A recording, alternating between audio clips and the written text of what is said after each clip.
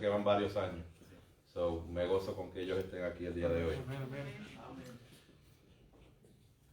Muchas celebraciones que se hacen en esta semana en específico, ¿no? Aún dentro de un año donde han habido muchas dificultades, política, COVID, pandemia, protestas, esto, lo otro, sigan añadiendo a la lista de tantas complicaciones, y eso sin incluir las complicaciones directas y personales que nosotros hemos enfrentado durante todo este año, ¿no? Pero aún así estamos en un ambiente de fiesta, estamos en un tiempo donde se celebra, donde usualmente la gente para lo que está haciendo para ya sea reunirse en familia, ya sea, you name it, dependiendo de las tradiciones y las cosas. Y es interesante porque en Navidad, como cristianos, pues obviamente celebramos el nacimiento del Salvador. Pero hay celebraciones que se hacen en este tiempo que no tienen absolutamente nada. Busy season, definitivamente es un busy season. Nada que ver con lo que celebramos. ¿Verdad? Entonces... Okay. Entonces es interesante cómo de celebrar el nacimiento del Salvador terminamos celebrando cosas que son a veces hasta totalmente opuestas. Hay veces en que la gente se ofende en simplemente decir Merry Christmas. O sea, ahora no puedes decir Merry Christmas, tiene que ser Happy Holidays. What happened? ¿Cómo que? ¿Por qué te vas a ofender por celebrar lo que realmente esto es lo que significa la Navidad? Eso es en el otro extremo, pero no quiero llevarlo a ese extremo. Quiero llevarlo al otro extremo donde a lo mejor estamos cerquita de la verdad, pero no tan cerca. Cerquita, pero nos quedamos cortos. ¿Alguna vez le ha pasado eso donde usted hace todo el esfuerzo y se quedó corto? Tiene que empezar de nuevo. Porque hoy día se celebra al niño Dios. Y muchas personas celebran y exaltan al niño. Y el niño. Y el niño. Y definitivamente debemos celebrar al niño que nació 2000 años atrás.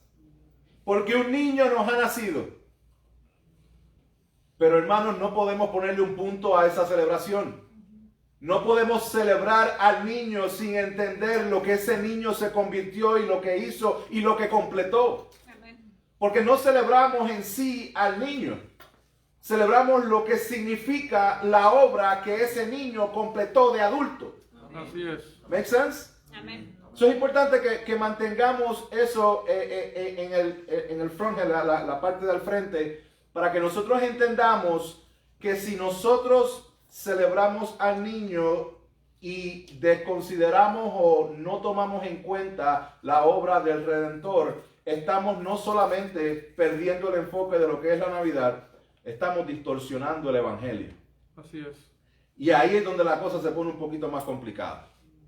Ahí es donde se pone fuerte. Sí, pero esto es de familia, y esto es esto, y esto es lo otro. Y definitivamente es una buena oportunidad para hacerlo. Hermanos, pero una Navidad sin Jesús no es Navidad. Nosotros no entenderíamos nosotros no podemos entender lo que es el Evangelio, lo que son las buenas nuevas de salvación, a menos que conozcamos al autor de esa obra. Amén. Y eso es lo que vamos a indagar el día de hoy. Y quiero que quedemos claro, hermano, que rendirse a la inocencia del niño Jesús no significa nada cuando resistimos la autoridad del Jesús adulto. Características del niño: su inocencia, dependencia, la conveniencia. Vemos la ternura en el niño, hermanos, pero en el Jesús adulto vemos su soberanía, vemos el poder y vemos la autoridad. Yo creo que este texto que acabamos de recitar, Isaías 9:6, es un texto bien conocido. Se predica casi todas las Navidades, o por lo menos se menciona, y yo creo que en cierta forma hasta nos lo memorizamos. Se convierte en el típico Juan 3:16, que solamente Juan 3:16 ya, porque de tal manera amó Dios al mundo que... ha dado a su Hijo unigénito para que todo el que no crea no se pierda y tenga. Ustedes se lo saben, están en las tazas de café y todo ese tipo de cosas. Algo parecido sucede con Isaías capítulo 9, verso 6, pero muchas veces no entendemos el resto de Isaías. Porque usted sabe que las personas que recibieron esta profecía no la entendieron. Y es importante que entendamos el trasfondo un poquito para atrás y un poquito para adelante de qué realmente el profeta Isaías estaba profetizando, porque definitivamente esto es una profecía mesiánica, significa que está profetizando al Mesías que habría de venir. Y lo vemos, lo vamos a indagar, pero es importante que entendamos el contexto por el cual Isaías nos presenta esta profecía. Y déjame hablarte un poquito del profeta Isaías, porque es uno de los profetas más importantes. Es el profeta más mencionado en el Nuevo Testamento. Aparece unas 65 veces directa o implícitamente en el Nuevo Testamento. Y es importante saber esto porque Isaías era profeta de Judá. Para el tiempo en que estamos hablando de alrededor de 760 años antes de Cristo. Esto es interesante porque decimos, porque un niño nos ha nacido, un hijo nos ha sido dado, la soberanía reposará sobre sus hombros y se llamará su nombre, admirable consejero, Dios poderoso, Padre eterno, príncipe de paz. La pregunta es, ¿de quién hablamos? De Jesús. Dígalo sin miedo, de Jesús. Estamos hablando de Jesús ahí. Estamos hablando de Jesús. Pero eso Isaías lo escribió 760 años aproximadamente antes de que Jesús naciera. Cuando el profeta dijo esto, el contexto iba directamente a lo que estaba sucediendo en ese momento y no entendieron que el Mesías iba a venir de la forma en que vino. Y en cierta forma esperaban un Mesías político, esperaban un Mesías que los iba a salvar, esperaban un Mesías que iba a venir como va a venir Jesús en la segunda vez, no en la primera. La segunda vez viene en todo su esplendor, en toda su fuerza, montado en ese caballo blanco, viene en algo impresionante. Él viene de nuevo. Amén. ¿Okay? Ahora, ellos esperaban que Jesús viniera la primera vez como vino la segunda. No se esperaban que iba a ser un siervo sufriente. No se esperaban que Jesús iba a ser tan humilde de haber nacido en un pesebre. No se esperaban nada de eso. Vamos a seguir indagando en esto de Isaías porque aquí la profecía es anunciando a un Mesías, anunciando a un Salvador. Pero es importante que entendamos, esto, que la profecía que nosotros vemos en el Antiguo Testamento va anunciando algo que el Señor lo lleva hecho desde el principio y poquito a poco lo lleva reflejando. O sea, yo he hecho esto antes. Imagínense que algo está completamente escondido y parcialmente empieza a asomarse. Empieza a ver hasta que se abre la cortina por completo. Imagínense el telón. Yo creo que este ejemplo de mi mano no funciona. Imagínense el telón, donde está el telón abajo y ese telón empieza poquito a poco a subir, que le permite a usted ver. Pero al principio usted no puede ver con tanta claridad y mientras eso sigue subiendo, usted entonces empieza a discernir y a descifrar lo que está ocurriendo. Esa es la profecía bíblica. La profecía que nosotros vemos en el Antiguo Testamento nos va anunciando y es progresiva. Lo cual significa que tienes una profecía en Génesis, tienes profecías en el tiempo de Moisés, tienes profecías a lo largo de los profetas, a lo largo de todas, y cada una es necesaria para poder entender el mensaje completo de Dios. Por eso es que no podemos agarrar una profecía y de ahí sacar unas doctrinas y sacar enseñanzas y sacar unas conclusiones sin considerar las otras profecías, porque es una revelación progresiva. Progresivamente el Señor va revelando. ¿Por qué digo esto? Primero, porque no hay forma que nosotros podamos entender Isaías 9:6 sin la revelación completada del Nuevo Testamento. Usted se pregunta, pero ¿cómo es que los israelitas, la gente de Israel no pueden aceptar ese verso como el Mesías? Sencillo, porque no aceptan el Nuevo Testamento como palabra inspirada de Dios. La palabra inspirada de Dios del Nuevo Testamento es la que nos permite Agarrar una profecía como esta que hizo Isaías y entender el contexto por el cual fue dicho y entender el significado el cual se nos dio. En nuestros días, ¿por qué esto es importante? Hermanos, porque la palabra de Dios fue enviada por Dios, el significado lo asigna Dios y Dios es el que lleva a cabo lo que Él dijo que iba a llevar a cabo por medio de su palabra. Parece algo redundante, ¿no? Parece algo obvio, pero no parece tan obvio cuando usted escucha a otros predicadores o cuando usted se mete al Facebook y empieza a ver lo que la gente pone, ¿verdad? Donde agarran profecías del Antiguo Testamento y las agarran como si Dios se las hubiese dicho directamente a ellos, sin considerar el contexto por el cual fue dicho en toda la Escritura. Todos los años, a fin de año, se levantan montones de falsos predicadores ¿a qué? A decretar ¿qué? Cielos abiertos.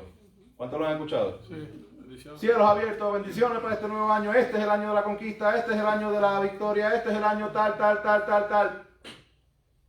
Y se les cayó el guiso con el 2020. Porque el 2020 les demostró de que ellos no pueden estar usando la palabra a conveniencia de ellos. Ellos no asignan el significado a la palabra de Dios. Dios asigna el significado a su propia palabra. Amén. Y por eso es que es importante que entendamos esto. Porque aun que hemos pasado las cosas que hemos pasado, yo te aseguro que vas a escuchar a 2 o 3 diciendo 2021 es el año de... Si tenemos a Cristo, mi hermano, Todos son los años. si tenemos a Cristo y hemos entendido la obra que Él completó, de que Él dijo, it is finished, es consumado, es completado. Si nosotros entendiéramos que en Cristo lo tenemos todo y sin Él no tenemos absolutamente nada. Amén. Puede llover, tronar, relampaguear, puede venir pandemia, puede caer lo que sea, pero vamos a mantenernos firmes. Amén. Incómodos, pero firmes. Amén. Dios no nos prometió comodidad. Dios prometió que iba a estar con nosotros todos los días. Amén. Y que mientras estamos con Él, Él nos va a dar las fuerzas, la sabiduría y todo lo que nosotros necesitamos para permanecer gozosos. Amén. El gozo está en lo que Cristo completó. El gozo no está en las situaciones que puedan ver alrededor mío. Así es. Vamos de vuelta a Isaías. Porque aquí dice que un hijo nos es dado, pero quiero que entendamos que lo que aparece en el verso, en el capítulo 9, viene directamente relacionado con el capítulo 7 y 8. Capítulo 7 y 8 estaba sucediendo algo. En el capítulo 7 específicamente está el reinado del rey Acaz. Acaz era el rey de Judá. Déjame darle un poquito de contexto con esto, porque para que no nos perdamos. Acaz era el rey de Judá en este tiempo. El profeta Isaías fue profeta del reino de Judá, el reino del sur, por espacio de 4 reyes. Primero tuvo Usías, después tuvo Jotam, después tuvo Acaz y después tuvo Ezequías, pero aquí estamos en el tiempo de Acaz. Acaz y Judá estaba siendo directamente amenazada por Israel del norte y Siria. Acuérdense, Israel se había dividido en dos reinos, el reino del norte, el reino del sur. La mayoría de las tribus fueron las tribus del norte, solamente Judá está en las tribus del sur y Isaías es profeta de las tribus del sur. Las tribus del sur, o Judá específicamente, estaba siendo amenazada por las tribus del norte que habían hecho una alianza con Siria. Y ellos querían destruir a Judá. Pero había un tercer enemigo aún más fuerte y que venía con más momentum. Y ese es Asiria. Asiria quería limpiar a todo el mundo. Israel del norte y Siria querían limpiar a Judá. Entonces llega palabra de Dios de parte del profeta Isaías para el rey de Judá, Acaz, de que Dios iba a ayudarlos, que confiara en Dios. Pero Acaz, mira lo que hace. Acaz se asocia con Asiria para que los ayude en la dinámica que tenían con Israel del norte y con Siria. Obviamente, Dios le dice, yo te voy a ayudar, pero Acaz dice, no, que me ayuden los de Asiria. Y obviamente eso significó la destrucción de los reinos del norte, eventualmente la destrucción de Judá. Y es aquí cuando viene esta profecía. ¿Ok? También hemos escuchado la siguiente. Mire lo que dice Isaías 7, 13 y 14. Dice, entonces Isaías dijo, oíd ahora, casa de David. ¿Os parece poco cansar a los hombres que también cansaréis a mi Dios? Entonces después que Acaz, en vez de confiar en Dios, confiara en el rey de Asiria. Y después dice, por tanto, el Señor mismo os dará una señal. He aquí una virgen concebirá y dará a luz un hijo y le pondrá por nombre Emmanuel.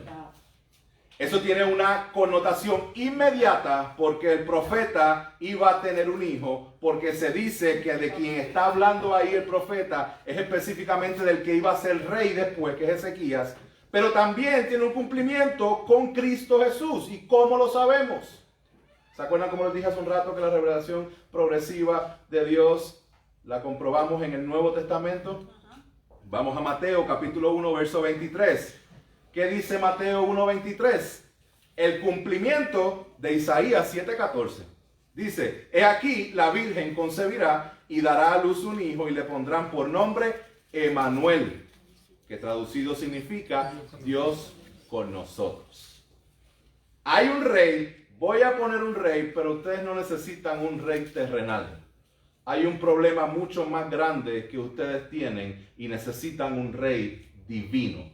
Y desde ese entonces, 700 años antes, está siendo profetizado la venida de Cristo. ¿Qué dice la Escritura? Dice que sería descendiente de Abraham, de Isaac, de Jacob, de Judá. Su nacimiento sería en Belén, nacería de una virgen. Sería descendiente del rey David, sería el Cordero de Dios. Todas estas cosas que le estoy diciendo tienen profecía y cumplimiento en el Nuevo Testamento. Dios lo declara a su Hijo.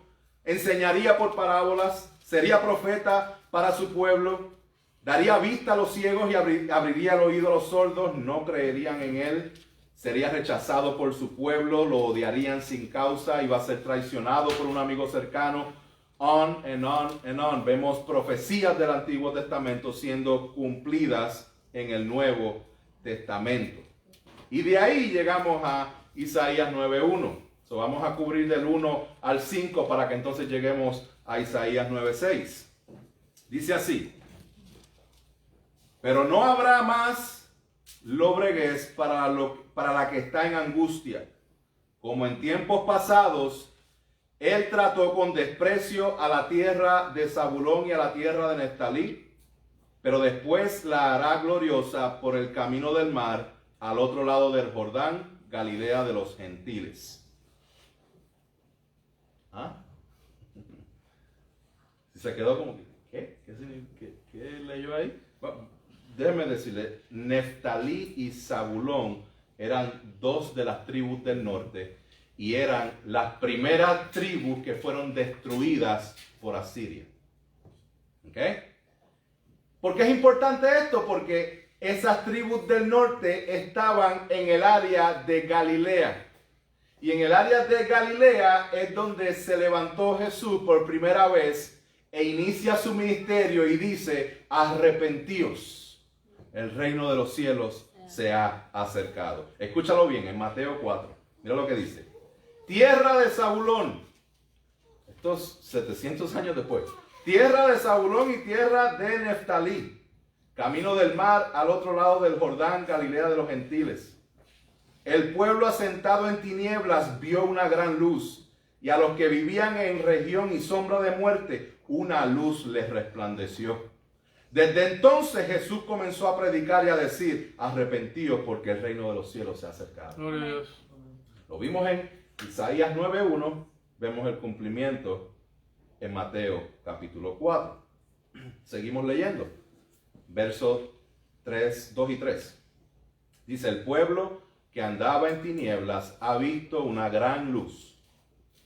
A los que habitaban en tierra de sombra de muerte, la luz ha resplandecido sobre ellos. Multiplicaste la nación, aumentaste su alegría, se alegran en tu presencia como con la alegría de la cosecha, como se regocijan los hombres cuando se reparten el botín. ¿Se acuerdan lo que acabamos de leer? Mateo 4:16, donde dice: un pueblo asentado en tinieblas vio una gran luz. ¿Qué dice Isaías 9:2? El pueblo que andaba en tinieblas ha visto gran luz. Amén. Ahí está la profecía, ahí está el cumplimiento en Jesús. Por esto es que sabemos que es Jesús. Amén. No sabemos que está hablando de Jesús aquí porque imaginamos en la historia que hemos escuchado de segunda, tercera y cuartas personas. Sabemos que es Jesús de quien está hablando porque bajo la inspiración de Dios, el escritor de Mateo certifica que lo que escuchó, lo que dijo el profeta Isaías o lo que profetizó, se está hablando de Jesús.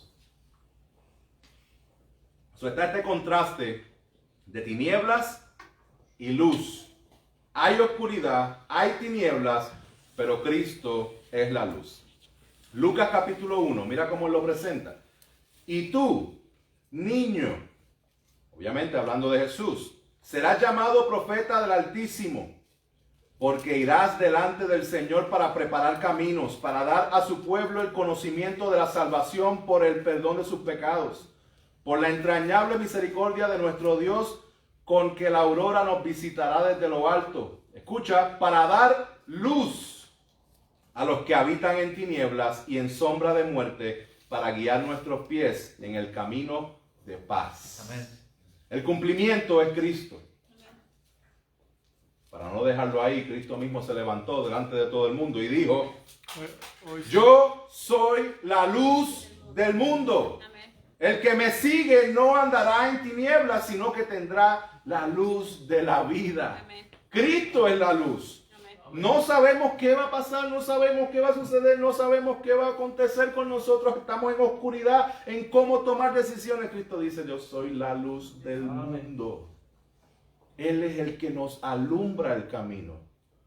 Hermano, cuando nosotros entendemos lo que es la magnitud del pecado en nuestras vidas y que el pecado nos distorsiona y completamente nos presenta una pared de separación con Dios, nosotros entenderíamos mejor lo que es la luz Amén. De Cristo en nuestras vidas. Amén.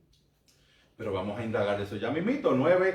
Capítulo 9, versos 4 y 5. Seguimos en Isaías. Dice: porque tú quebrarás el yugo de su carga, el báculo de sus hombros y la vara de su opresor, como en la batalla de Madián.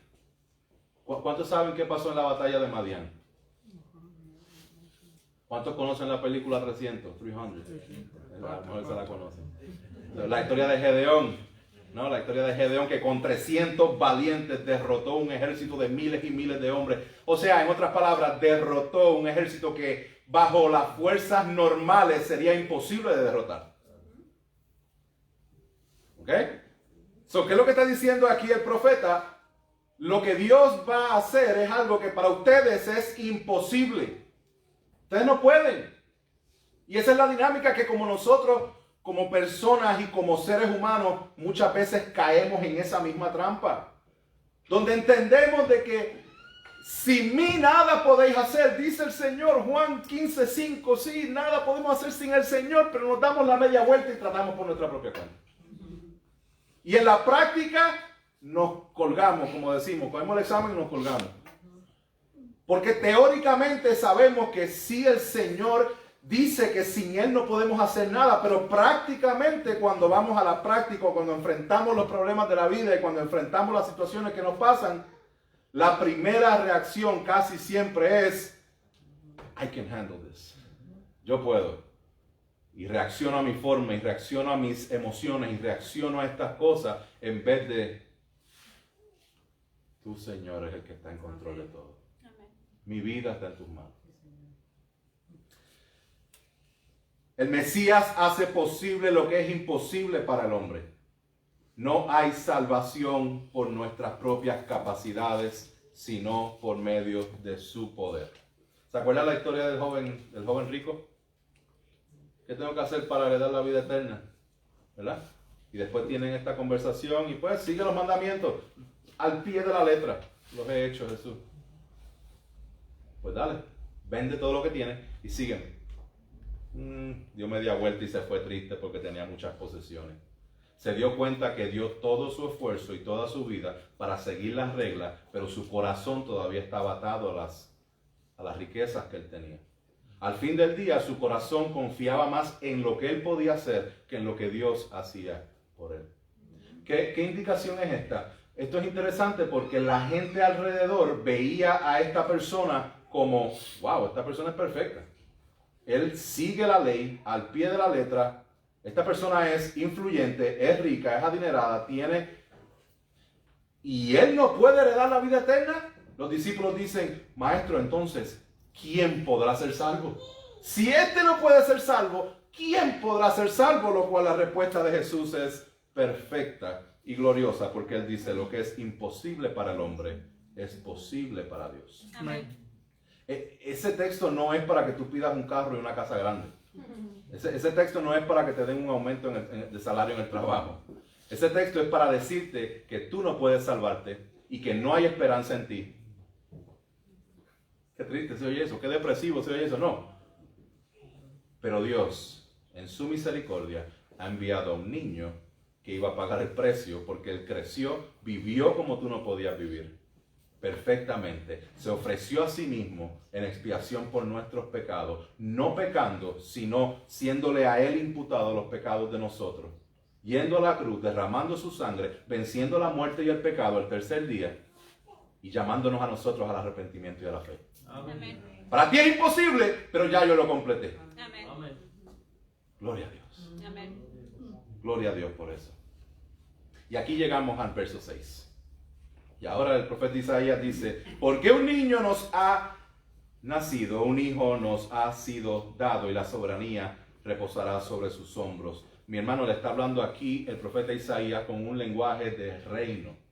Está hablando específicamente de que el Salvador va a ser un rey. Son las cualidades que da, estas 4 cualidades que presenta, son cualidades de cómo se gobierna, de cómo un rey lleva a cabo su reinado. Ahora, ¿cuál es nuestro problema? Nuestro problema es que nosotros, en cierta manera, damos gloria a Dios por todo lo que Él es, por lo que es Jesucristo, por su obra redentora, pero a veces se nos mezclan los pensamientos o nos confundimos cuando hablamos de por qué necesitamos ser salvos. ¿Salvos de qué? Si Él es el Salvador que ha venido a salvarnos, ¿de qué necesito yo salvación? ¿De mi problema? Yo necesito salvación para que todo me vaya bien. Yo necesito salvación para poder crecer en las esferas de este mundo. ¿Para qué yo necesito salvación? Por eso es que es importante, hermano, que nosotros entendamos lo que son las malas noticias antes que entendamos la buena noticia de salvación, porque evangelio significa good news, buenas noticias. Pero las buenas noticias no son recibidas cuando no entendemos cuál es la mala. Necesitamos ese diagnóstico en cual nosotros nos paramos frente a la palabra de Dios como un espejo y que la palabra de Dios nos diga realmente quiénes somos. Porque vivimos en una cultura donde, vamos a hablar claro, hermanos. Cuando alguien fallece, cuando alguien se muere, no importa cuán malo haya sido la persona, siempre hay alguien que va a decir, está en un mejor lugar. ¿Verdad? Él está en un mejor lugar. Ahora es el ángel que me cuida. Ahora es esto. Y no quiero tocar lo que es la sensibilidad del dolor de la muerte de un ser querido. No estoy hablando de eso. Estoy hablando, hermanos, de que hay personas que realmente sabemos que no. Pero ni aún así nos atrevemos a decirnos, esa persona no tiene salvación. ¿Por qué? Porque nosotros vivimos en una cultura altamente influenciada por una cultura antropocéntrica, una cultura centrada en el hombre. El hombre es bueno. Si tú quieres algo bueno, busca a Dios. No, la cultura te dice, si quieres algo bueno, go deep inside. Busca bien profundo. y dentro de ti encontrarás a esa... No, dentro de ti, si vas bien profundo, te vas a dar cuenta de que eres rebelde en contra de Dios, de que tus deseos son pecaminosos y que eso es lo que tú quieres hacer. Porque eso es lo que dice la palabra. La palabra dice que nosotros no venimos a la luz, en el capítulo 3 de Juan. Nosotros no venimos a la luz porque amamos las tinieblas. El ser humano no viene a la luz porque ama las tinieblas. Y si viene a la luz, sus obras van a ser manifiestas. Por eso, La palabra dice que no hay bueno, ni siquiera uno. Hermanos, si nosotros, y pregunta real, si usted pudiera salvarse por usted mismo, ¿para qué Cristo tuvo que haber venido? Si usted hubiese hecho todas las reglas y seguido todo al pie de la letra, si usted fuera salvo por lo que tú puedes hacer, pues entonces ¿para qué Cristo fue enviado y para qué Cristo sufrió lo que sufrió? ¿Para qué Cristo recibió la ira de Dios que le tocaba a la persona que es creyente en Él? Todo aquel que ha pecado, lo cual todos levantamos la mano, todo aquel es merecedor de la ira de Dios porque nos hemos rebelado en contra de un Dios 3 veces santo. Así es. Por eso es que nosotros no decimos, ay, pero Dios es injusto cuando alguien... No. Si nosotros lo que le vamos a pedir a Dios es justicia, pues entonces la justicia de Dios como Dios y juez justo, merecemos nosotros el castigo de la ira de Dios y el estar separados de Él por una eternidad. La paga del pecado es muerte. Eso es lo que significa Romanos 6:23. A eso es que se refiere. De que a consecuencia del pecado en el jardín del Edén fuimos separados de Dios y por eso es que no podemos llegar a Dios. Pero Dios en su misericordia. Hasta ahora si nosotros nos enfocamos en eso, como que, ¿dónde está la esperanza? ¿Dónde están las buenas nuevas? ¿Y dónde está? Ya, esas son las malas nuevas. De que en ti no hay esperanza. No confíes en ti para la salvación. Tú no puedes salvarte. Tú eres rebelde en contra de Dios. Tu naturaleza es pecaminosa. Nosotros no somos pecadores porque pecamos. Nosotros pecamos porque somos pecadores. Hay una diferencia bien grande en eso. Por eso es que es importante que entendamos cuán pecadores somos. Porque cuando entendemos cuán pecadores somos, entonces la cruz de Cristo se hace gigantesca. Amén. Porque entonces entendemos de que, ¿qué? Siendo yo así de pecador, aún así, Él siendo perfecto, vivió y hizo lo que Él hizo por mí. Eso es un amor que nosotros no podemos describir, hermanos. El que nosotros podamos entender esto, el predicador Charles Spurgeon decía, para nosotros poder entender esto sería lo mismo que si un mosquito tratara de beberse el océano. Yes, un mosquito beberse el océano hace más sentido el que nosotros como seres finitos tratemos de entender a un Dios infinito. Gloria a Dios por su misericordia, gloria a Dios por las buenas noticias. Y gloria a Dios porque nos abre los ojos para poder entender las malas. Gloria a Dios por eso. So, no minimicemos nuestro pecado. Pero yo soy bueno, yo soy... Sí, y muchas personas tratan en este punto, en esta parte de la conversación, sacan la tarjeta de... Los cristianos lo que hacen es juzgar. Exacto, hermanos. La palabra dice que juzguemos con justo juicio. Dice que no juzguéis porque de la forma en que juzgas vas a ser juzgado. Cada vez que nosotros emitimos un pensamiento hacia cualquier persona, guess what? Está juzgando. Eso es juzgar. Ahora, ¿qué nosotros juzgamos? Nosotros no juzgamos con ley de hombre, juzgamos con la palabra de Dios. La palabra es un espejo que nos demuestra a nosotros lo que nosotros somos. ¿Para qué? Para que entonces vengamos al Señor en arrepentimiento y fe. Porque si tu pecado es grande, su gracia es mayor. Amén. ¿Ves? De eso es que se trata las Escrituras. So, vamos a ver, hermanos, cómo es la reacción de las personas que escucharon el anuncio de que el Mesías venía. Porque estos son personas que entendieron que eran pecadores y estaban en necesidad de un Salvador. Miren esto, Zacarías y Elizabeth, que son los padres de Juan el Bautista, dice la palabra que ellos eran justos delante de Dios. Y dice que ambos reconocían su necesidad de un Salvador. Cuando se le apareció el ángel a José, dice, porque él salvará a su pueblo de sus pecados. Inclusive con María misma. María dice, mi alma engrandece al Señor y mi espíritu se regocija en Dios mi Salvador. María reconoce su necesidad de ser salvada. Inclusive luego va con José a ofrecer sacrificio por sus pecados al templo. Los pastores reconocen que hay un Salvador. Simeón, que era un anciano que estaba en el templo, dice, ahora Señor, permite que tu siervo se vaya en paz. Esta persona dice, ya, Me puedo morir. llévame. Ya vi al Señor y lo vio de bebé. Llévame, que ya me puedo ir tranquilo. Lo mismo con Ana, la profetisa, dice, llegando ella en ese preciso momento, daba gracias a Dios y hablaba de él a todos los que esperaban la redención del Señor. Hay un tema en común, y el tema en común que vemos aquí es que todo aquel que se regocija en el nacimiento del Señor es todo aquel que ha entendido cuán pecadores. No te puedes regocijar en el nacimiento del Salvador si no entendemos primero cuán pecadores somos. La necesidad de un Salvador antecede la verdadera alegría de la Navidad.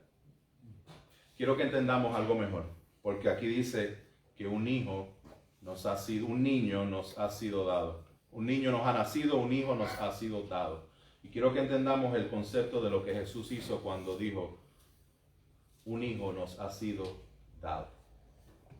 Yo quiero que se imaginen dos cosas en su mente. La primera es, imagínense a la persona más vil que usted pueda imaginarse.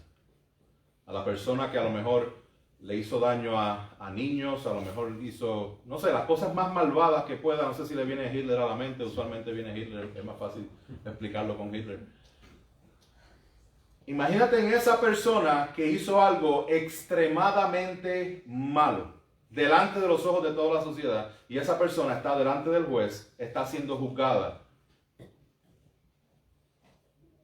Ahora imagínese que la forma en que esa persona puede ser absuelta es la forma en que usted entrega a su propio hijo. La realidad es, ¿cuántos de ustedes, padres, han vivido momentos con sus hijos donde usted lo que quiere es agarrarlo por el cuello? ¿O soy yo el único que le ha pasado? Todos los días, pastor, Okay, todos los días. Todos los días, gracias Ramón. Todos pasamos por momentos, como padres imperfectos, pasamos por momentos donde nuestros hijos tocan hasta el último de nuestros nervios. Y nosotros lo que queremos es que si lo cojo lo guindo. ¿Verdad? Si lo cojo lo guindo. Hermanos, nosotros somos pecadores y aún en nuestro pecado, en esos momentos de más coraje con nuestros hijos, no daríamos a nuestros propios hijos ni por la persona que más amamos. ¿Cuánto más daríamos nuestros hijos por la persona que nos hirió? ¿Cuánto más daríamos a nuestros hijos por la persona que destruyó tu vida? Eso fue lo que Dios hizo. Así es, amén. Dios dio a su Hijo unigénito por rebeldes, pecadores que pecaron en contra de Él mismo. Y Él entregó a Jesús, lo dio, ha sido dado. Ese es el Hijo que ha sido dado. Dese cuenta, hermano, que Isaías está hablando en pasado cuando faltan 700 años para que Él nazca. ¿Por qué? Porque dentro de la eternidad y grandeza de Dios no hay ningún tiempo en el cual pueda detener la obra redentora de Cristo. Él está hablando en pasado de que lo que Dios predeterminó desde el principio va a acontecer. Su plan se llevará a cabo. Y su plan era enviar a su Hijo, dar a su Hijo a morir por los pecados de su pueblo. Amén. Gloria a Dios por eso. Y ese Hijo es, entonces, admirable consejero. Yo quiero ese consejo.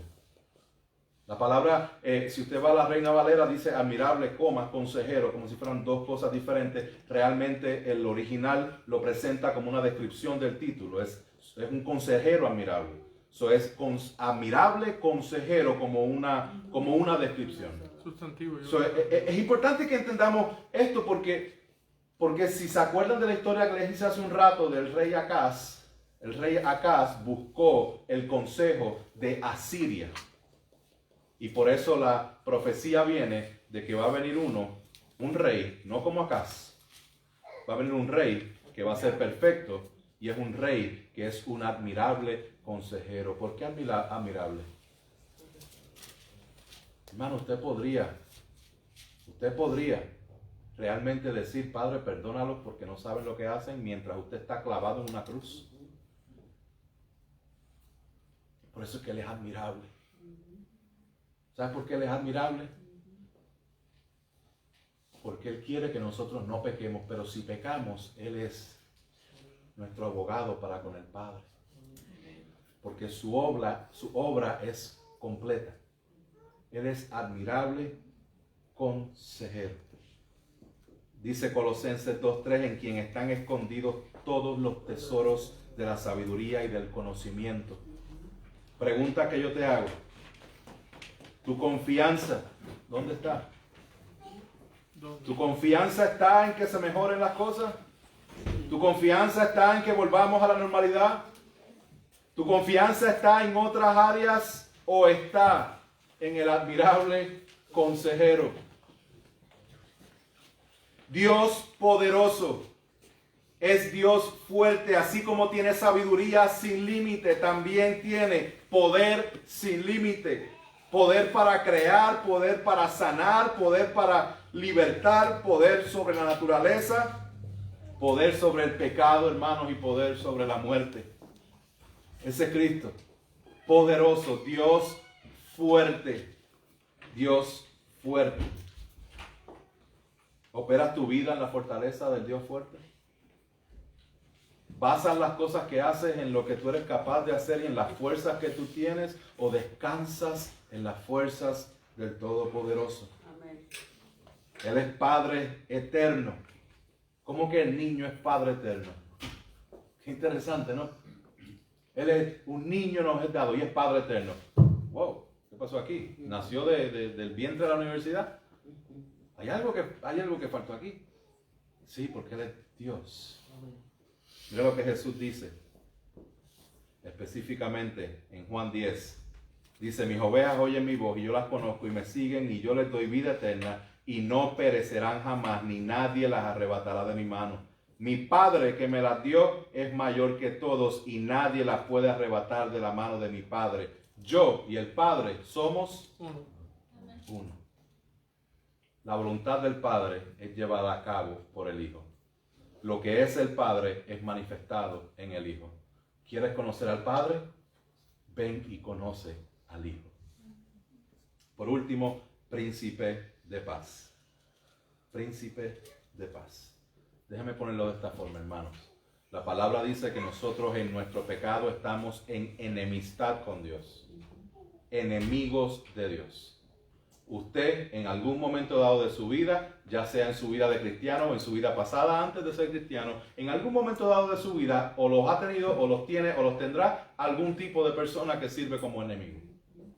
O algún tipo de persona que realmente esa persona no quiere lo mejor para su vida. Y usted sabe lo complicado que son ese tipo de relaciones. Sabe lo complicado que es tener que manejar personas que lo que quieren es destruirte. ¿No? ¿Qué tal si entendiéramos que somos enemigos de Dios? El fuego consumidor. ¿Qué tal si entendiéramos que nuestra enemistad es con el creador de todas las cosas, no simplemente con personas que piensan diferente a mí? Por eso es que es importante que nosotros entendamos esto para que nosotros no estemos buscando la aprobación del hombre por encima de la aprobación de Dios. Sí, yo voy a seguir a Dios, pero van a decir esto. ¿O quién va a decir esto? ¿Y qué va a decir Dios? Eso fue lo que Cristo hizo. Hay personas que claman el texto de Isaías 53 como si fuera un ticket para sanar todas las enfermedades. El castigo de nuestra paz fue sobre él y por sus llagas fuimos nosotros curados. Y entonces dicen ese texto bien duro como si eso fuera una fórmula para que la persona sea sanada de su enfermedad. No, la enfermedad grande no necesariamente es la del cuerpo, es la de tu alma. Y estábamos en enemistad con Dios, pero Él sufrió el castigo de nuestra paz. Toda paz tiene un costo. Toda paz conlleva el que se lleve un pago, se efectúe un pago. Y eso fue lo que Cristo hizo. Hermanos, la esencia de la Navidad es el Evangelio. Vino el niño, pero el niño creció. Y el niño vivió. Y el niño murió. Y el niño resucitó. Y el niño fue ascendido a los cielos. Y hoy está sentado a la diestra del Padre. Para que en el nombre de Jesús se doble toda rodilla de los que están en los cielos, en la tierra, debajo de la tierra, y toda lengua confiese que Jesucristo es el Señor para la gloria de Dios Padre. Amén. Amén. Pongámonos de pie.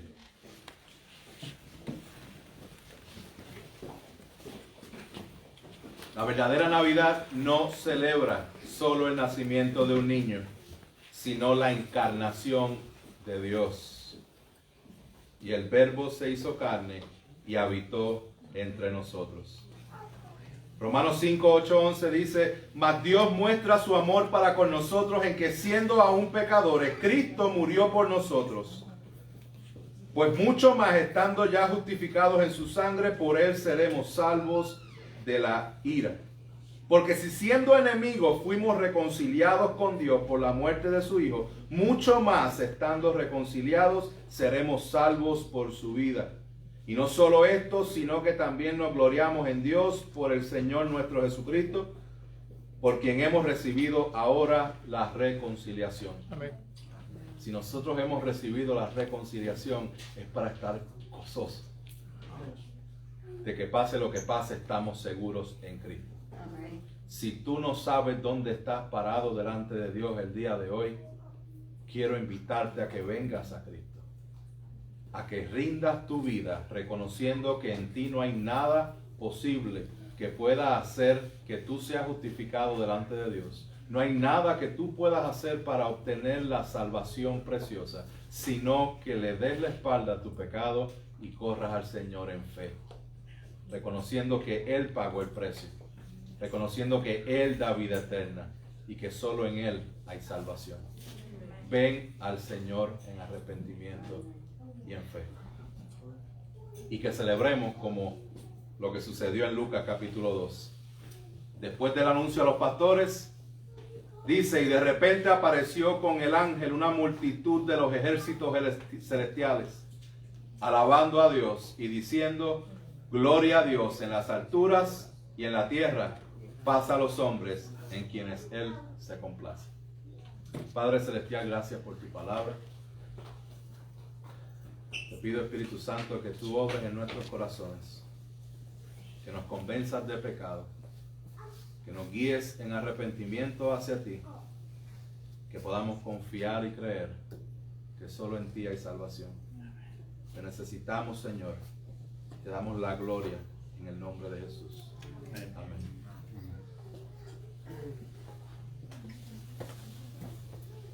Bueno, Señor, vamos a terminar este culto cantando la doxología. Vamos a cantar este Dios Trino por el cual tenemos salvación.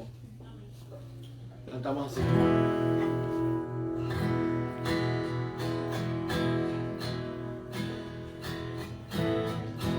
A Dios el Padre celestial, al Hijo nuestro Redentor, al eternal Consolador,